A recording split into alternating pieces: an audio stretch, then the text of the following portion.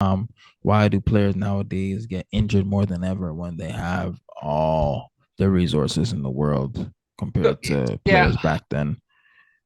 They didn't So have all that, you know? correct. So here's the one I think one of the biggest issues, and this is just my theory right now. Okay, if you look in the '80s, basketball was a little bit of a slower paced game, meaning, they inbounded the ball, the point guard kind of slowly would bring the ball, everybody would get to their positions, the center, the power forward, and then they would run the play, right? Nowadays, and either you can play AAU basketball for this, or you can play Westbrook for this. Now it's get the Mhm. ball and fly, right? Wherever you are, you get the ball and you going down the court, and right, a fast paced game. But I think one of the issues that I've noticed, especially if you're a young athlete or college athlete or high school athlete and you're working out with a strength coach, is that a lot of strength coaches don't focus on what they call what's called deceleration.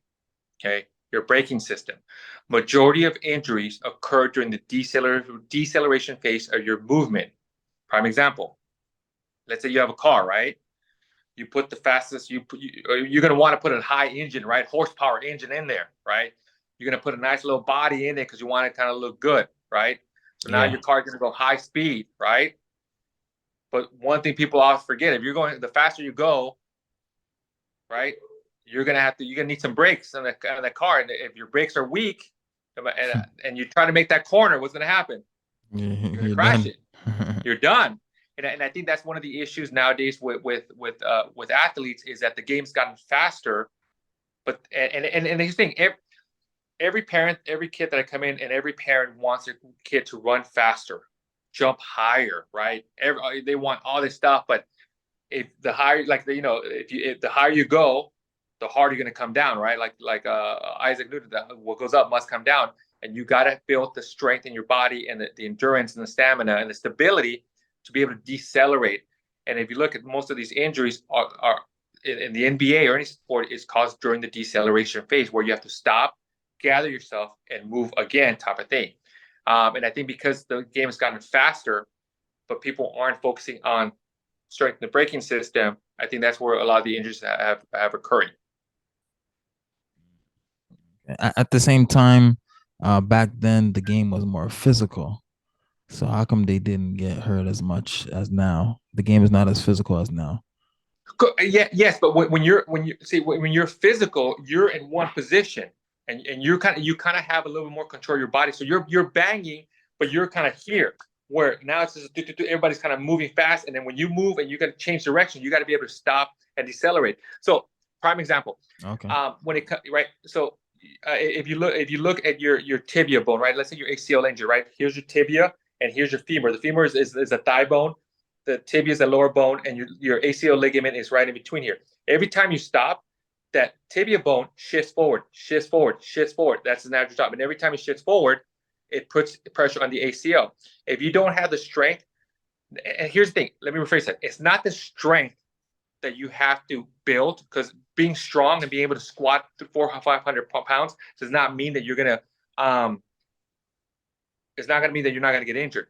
What it is you have to train your body and train those muscles to be able to activate when you need them activated, and be able to hold you and keep you stable and be able to move and fire, and like it's almost like a light switch. You should be able to turn on the muscle, turn it on, turn it off, turn it on, turn it off, turn it off, because you're moving so fast, right?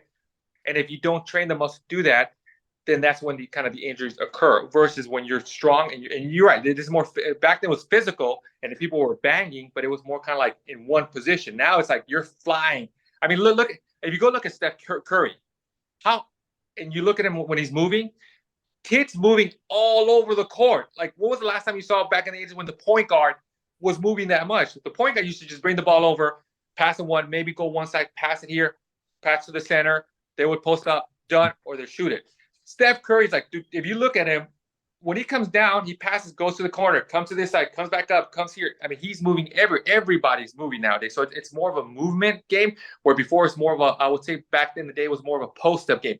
And I think that's the reason why the center is the center position is no longer there, because you don't post up that much like back in the day. Back in the days, you needed a center, because you throw in the ball, the center would post up, do dunk, right, or lay it up type of thing. Now it's more layups, shoots. Again, I don't know if we want to play AAU for it, but that's the way it works now. What can we do to avoid injuries? I would probably say work on the deceleration, both landing mechanics and slowing down and change of direction type of thing. And it's not just about getting in the weight room and being strong and being able to squat and bench press 300 pounds or squat 300 pounds, but understanding how to be able to function in that environment.